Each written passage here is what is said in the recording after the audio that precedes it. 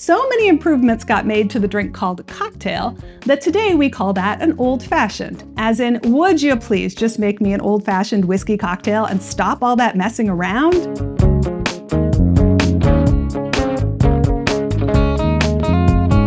Hello and welcome to My Tiny Bottles, the project where I'm exploring my grandmother's legacy of miniature liquor bottles, one tiny bottle at a time. I'm your host, Tammy Coxon. After 2 bottles of Benedictine and brandy, we finally come to bottle number 56, a real deal, actual bottle of Benedictine. I talked all about the history of Benedictine when I discovered my first bottle of B&B, bottle 17, so you should go check that out. But the short version is French herbal liqueur launched in 1863 with a charming but fake monk creation backstory. This bottle is also charming. At just 3 centiliters, it is extra tiny and very adorable.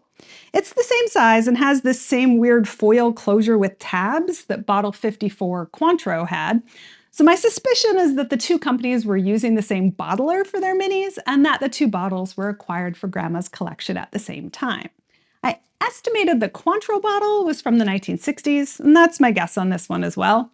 It's definitely before 1978, because that's when Benedictine shifted to being bottled at 40% alcohol instead of 43% like this one, although that is listed as 73 degrees proof in the British style.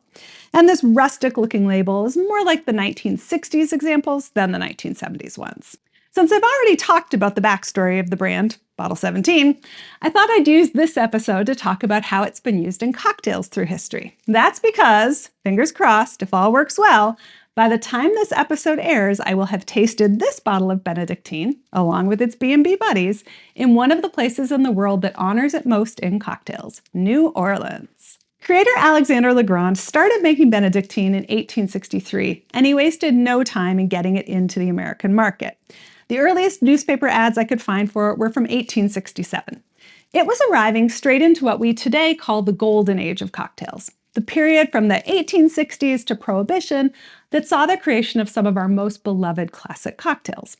One of the stepping stones to those drinks was the idea of improving on one of the standard existing recipes by adding a dash of this or a dash of that.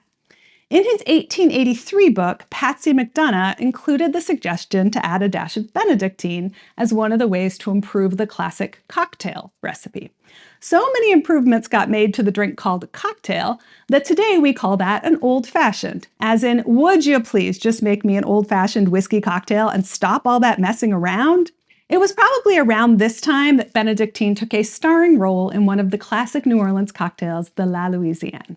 It's composed of equal parts Benedictine, rye whiskey, and sweet vermouth, with a few dashes of both absinthe and Peychaud's bitters.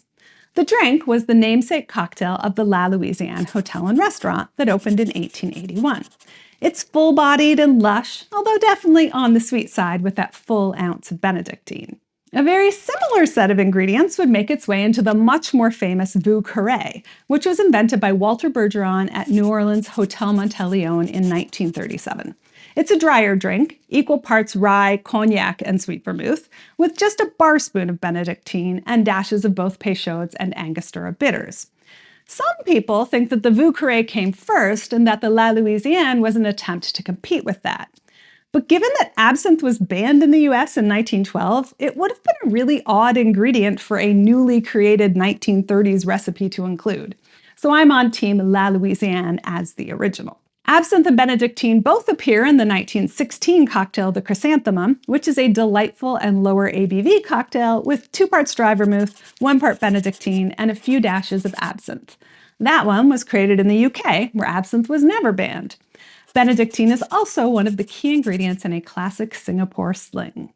Personally, I love using Benedictine as a cocktail ingredient. It's got 27 botanicals and a neutral spirit base sweetened with honey, so it adds a ton of herbal complexity to anything you mix it with.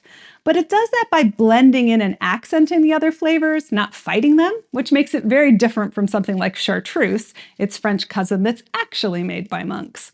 So it's an ingredient I'll turn to when I want to make something more interesting, but without changing it too much. Join me next episode when I'll be talking and tasting all this and more with one of New Orleans' best bartenders.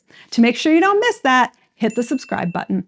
Do you have a favorite Benedictine cocktail? Leave me a recipe in the comments or at My Tiny Bottles on social media. And don't forget to visit mytinybottles.com for close-up pictures of this bottle and all the bottles, and maybe a few cocktail recipes there too. Cheers!